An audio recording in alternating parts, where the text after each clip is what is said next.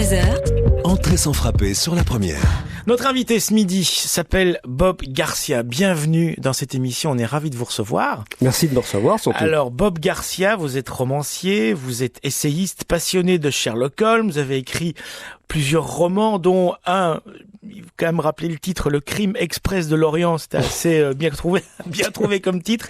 Mais vous êtes aussi tintinophile et vous avez écrit une foule de bouquins autour de l'œuvre d'Hergé, Hergé et Jules Verne, Tintin Baker Street, Hergé le 7e art, Tintin le rêve américain. Et on vous reçoit aujourd'hui pour Tintin, du cinéma à la BD.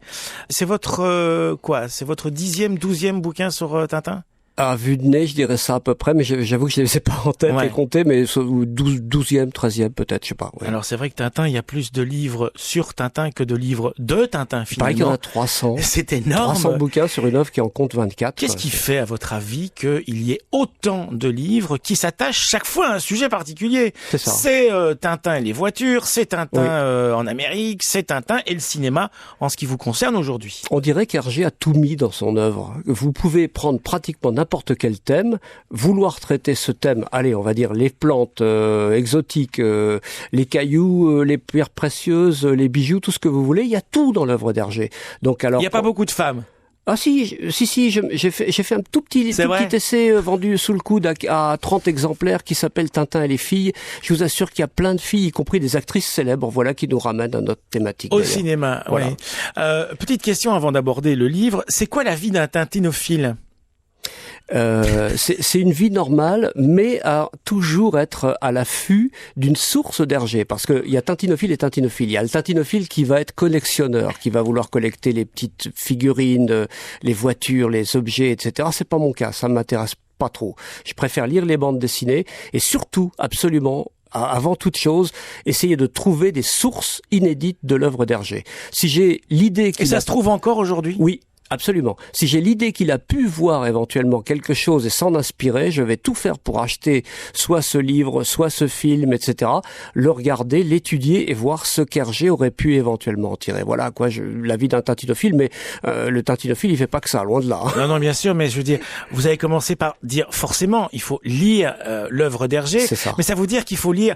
On a tous lu Tintin. Vous avez lu Tintin combien de fois? Un album, ça doit se lire combien de fois pour à un moment donné comprendre qu'il y a une couche, une sous-couche et encore des couches derrière. Plus que le nombre de livres que j'ai écrits, parce qu'il y a encore d'autres choses que je n'ai pas encore écrites et qui sont dans les tiroirs. Alors peut-être, je sais pas, 10, 15, 20 fois. Et à chaque fois, il y a toujours le détail ultime que j'ai pas vu lors des précédentes lectures et qui me saute aux yeux quand je fais une lecture thématique.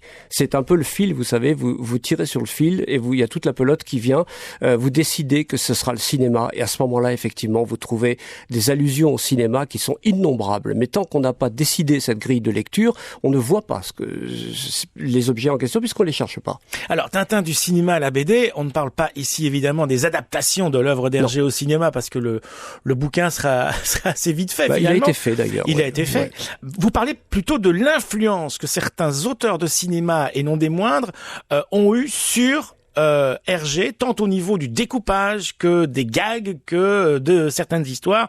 Alors on va citer évidemment en vrac Chaplin, Keaton, Harold Lloyd, donc on est quand même beaucoup dans le cinéma burlesque, cinéma muet, puis à un moment donné on arrive à Hitchcock et on se dit tiens les 39 marches, l'île Noire, tout ça a des connexions. Est-ce qu'on est sûr, parce que vous dressez aussi une liste d'une part de cinéastes, de films, dans la deuxième partie, vous prenez l'œuvre d'Hergé album après album en disant là, cette séquence-là, on la retrouve dans tel ou tel film.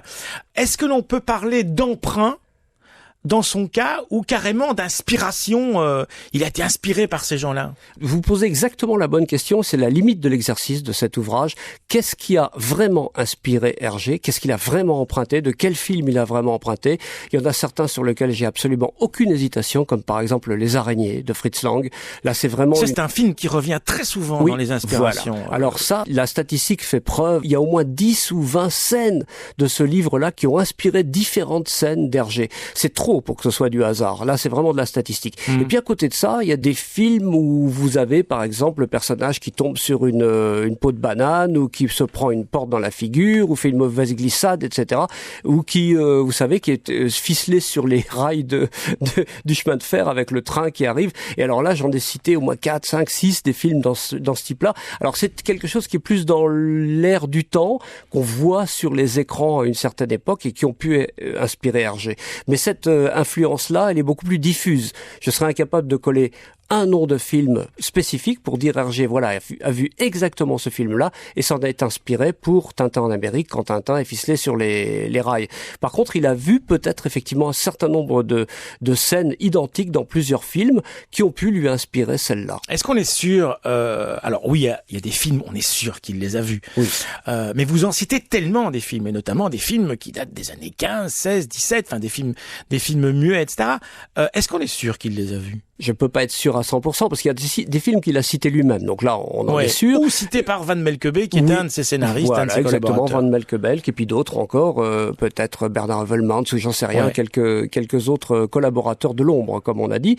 Eh ben oui, on n'en est pas sûr à 100%, mais après, le diable se cache dans les détails, comme je dis souvent. C'est-à-dire que quand vous avez un détail, mais très, très, très précis, que vous retrouvez dans la bande dessinée et dans le film, il faut vraiment que ce soit un hasard extraordinaire pour qu'effectivement Tintin pousse un énorme pan de mur et tombe dans une cérémonie inca qui se trouve en plein milieu des Andes, etc. Or, ça, c'est une scène très spécifique qui est dans Die Spinnen, les araignées de Fritz Lang, et qui est bien entendu dans le Temple du Soleil. Donc ce détail précis me fait affirmer que Hergé a vu ce film-là. Bon, on peut encore citer plein d'exemples. Oui, c'est celui les Marx Brothers d'un côté, et puis je crois que c'est Cock en Stock, cette fameuse scène où tout se passe évidemment à l'extérieur du bateau, d'une loge à l'autre. Mais vous parliez de l'air du temps. Je crois que c'est dans le Crabe aux pinces d'or où effectivement Tintin passe. Mais c'est vous le tatinophile, donc c'est normal que je me trompe. Non, c'est pas une erreur, ça aurait pu être aussi bien, parce que justement il y a des scènes de Cock en Stock qui sont inspirées aussi. Mais effectivement, Tintin passe d'un hublot à l'autre, et c'est exactement une scène que l'on trouve dans un film des Marx Brothers. C'est trop précis, si vous voulez, voilà, pour que ce soit un hasard. Il y a évidemment des évocations d'interviews que Hergé a données, et notamment le livre qui a été écrit par Numa Sadoul. Alors vous faites une espèce de parallèle assez intéressant qui ne m'avait pas sauté à l'esprit. C'est un parallèle entre les entretiens de Numa Sadoul avec Hergé et ceux de Truffaut avec Hitchcock. Avec Hitchcock, tout à fait. Et vous dites que finalement, ils parlent de la même chose, quoi. Mais c'est dingue, ça. Ces deux bouquins-là, je les avais sous le coude, ils posent les mêmes questions, les deux, c'est-à-dire que Truffaut pose une question à Hitchcock, Sadoul pose une question à Hergé, et la réponse est la même. Notamment ce qui concerne le fameux MacGuffin, c'est-à-dire voilà, l'argument du récit, qui peut être un objet. Le MacGuffin, on sait absolument pas ce que c'est, on n'a même pas de définition de ça.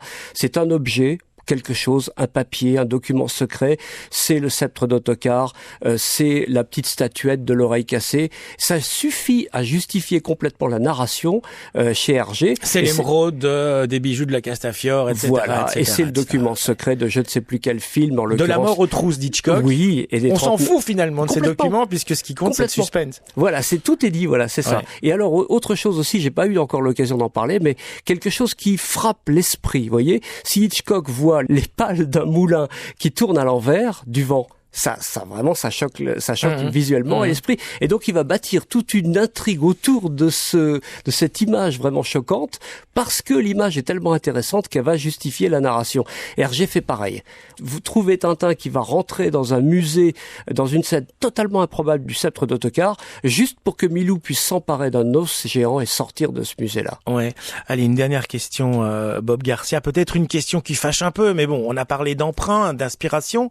Est-ce que aujourd'hui, un auteur ferait ça, on crierait au plagiat, on mettrait des avocats sur le coup, et ça s'est déjà vu, notamment en musique, etc. Dès qu'il y a cette note qui ressemble à cette autre note, on engage des avocats. Est-ce que ce mot peut être utilisé dans ce cas-là ou pas? Tout ce qu'il a pu emprunter au cinéma, il l'a magnifié, il l'a fait 10 fois mieux que ce qu'il a vu, et je pense que c'est pas de l'emprunt, c'est de qu'est-ce qu'on pourrait dire, de l'autocitation, de la citation, voilà, c'est pas de l'emprunt. Ou de l'hommage. De l'hommage, c'est pas du plagiat. Ouais, il y aurait peut-être un livre à faire sur l'inverse, comment Hergé a pu influencer certains cinéastes. Mais absolument. Après son œuvre. Voilà, c'est Tintin du cinéma à la BD. C'est signé par notre invité de ce midi, Bob Garcia. Merci beaucoup, Bob Garcia, d'avoir été des nôtres. Avec plaisir. La première. Entrée sans frapper.